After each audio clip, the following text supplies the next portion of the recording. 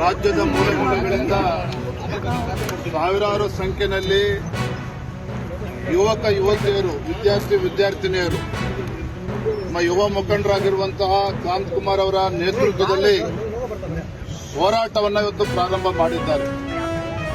ಅವರ ಬೇಡಿಕೆಗಳು ಇದು ಕೆಪಿಎಸ್ಸಿನಲ್ಲಿ 400 ಪಶು ವೈದ್ಯಾಧಿಕಾರಿಗಳು ನೇಮಕಾತಿಯಲ್ಲಿ ಏನು ಹಗರಣ ಆಗಿದೆ.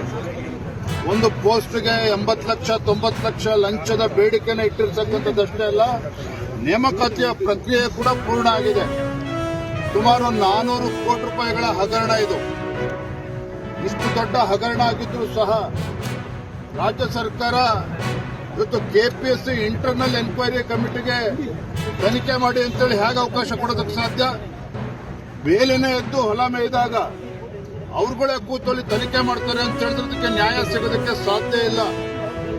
ಹಾಗಾಗಿ ಏನು ಇವತ್ತು ಭ್ರಷ್ಟಾಚಾರ ನಡೆದಿದೆ ಕೆಪಿಎಸ್ಸಿನಲ್ಲಿ, ಪಿಡಿಒಗಳಿರ್ಬೋದು, ವಿಎಒಗಳಿರ್ಬೋದು, ಪಶು ವೈದ್ಯಾಧಿಕಾರಿಗಳ ನೇಮಕಾತಿ ಇರ್ಬೋದು, ಇವೆಲ್ಲ ಪ್ರಕ್ರಿಯೆ, ನೇಮಕಾತಿ ಪ್ರಕ್ರಿಯೆಯಲ್ಲಿ ಬಹಳ ದೊಡ್ಡ ಹಗರಣ ನಡೆದಿದೆ. ಇವೆಲ್ಲವನ್ನೂ ಕೂಡ ಸಂಪೂರ್ಣವಾಗಿ ನ್ಯಾಯಸಮ್ಮತವಾಗಿರುವಂತಹ ತನಿಖೆ ಆಗಬೇಕು ಅಂತ ಹೇಳಿದ್ರೆ ಸಿಬಿಐಗೆ ಕೊಡಬೇಕು ಅನ್ನುವ ಆಗ್ರಹ ಅವರು ಕೂಡ ಮಾಡ್ತಾ ಇದ್ದಾರೆ. ವಿದ್ಯಾರ್ಥಿ ಸಂಘಟನೆಗಳು, ಭಾರತೀಯ ಜನತಾ ಪಾರ್ಟಿಯು ಕೂಡ ಸಿಬಿಐಗೆ ತನಿಖೆ ಕೊಡಬೇಕು ಅಂತ ಆಗ್ರಹ ಪಡಿಸ್ತಾ ಇದ್ದೇನೆ. ಮತ್ತೊಂದು ವಿಚಾರ ಸಚಿವರು ಮಾತನಾಡಿದ್ರು ಅಂತ ಕೇಳಿದ್ದೇನೆ. ಕೆಲವರೆಲ್ಲ ನಮ್ಮ ಸರ್ಕಾರ ಇದ್ದಾಗ ನೇಮಕಾತಿ ಆಗಿದೆ ಅಂತೇಳಿ ನೋಡಿ, ಭ್ರಷ್ಟಾಚಾರಕ್ಕೆ ಯಾವುದೇ ಸರ್ಕಾರದಲ್ಲಿ ಕೆಪಿಎಸ್ಸಿ ಮೆಂಬರ್ಸ್ ನೇಮಕಾತಿ ಆಗಿರಲಿ, ಭ್ರಷ್ಟಾಚಾರನೇ. ಯಾಕೆ ರಾಜ್ಯ ಸರ್ಕಾರ ಮೀನಾಮೇಷ ನೋಡ್ತಾ ಇದೆ ಸಿಬಿಐ ತನಿಖೆ ಕೊಡೋದಕ್ಕೆ?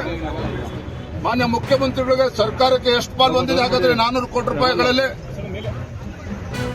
ಹಾಗಾಗಿ ವಿದ್ಯಾರ್ಥಿ ಜೀವನ ಜೊತೆ ಏನು ಚೆಲ್ಲಾಟ ಆಡ್ತದೆ ಕಾಂಗ್ರೆಸ್ ಸರ್ಕಾರ, ಇದಕ್ಕೆ ಇತಿಷ್ಠೆ ಆಡಬೇಕು ಅಂತ ಹೇಳಿದ್ರೆ, ಭ್ರಷ್ಟಾಚಾರಕ್ಕೆ ಇತಿಷ್ಠೆ ಆಡಬೇಕು ಅಂತ ಹೇಳಿದ್ರೆ ಕೆಪಿಎಸ್ಸಿನಲ್ಲಿ ಸುಧಾರಣೆಗಳನ್ನು ತರಬೇಕಾಗ್ತದೆ. ಸದನದಲ್ಲಿ ಸಮಗ್ರವಾಗಿ ಚರ್ಚೆನೂ ಕೂಡ ಆಗಬೇಕಾಗುತ್ತೆ.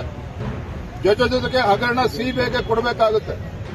ಪಾಪ ನೋಡ್ತಾ ಇದ್ರಿ, ಇವತ್ತು ಅನೇಕ ವಿಕಲಚೇತನರು, ದೈಹಿಕ ಶಿಕ್ಷಕರು ಕಳೆದ 20 ವರ್ಷದಿಂದ 15 ವರ್ಷದಿಂದ ಆಗಿಲ್ಲ, ಸಂಗೀತ ಶಿಕ್ಷಕರ ನೇಮಕಾತಿ ಆಗಿಲ್ಲ,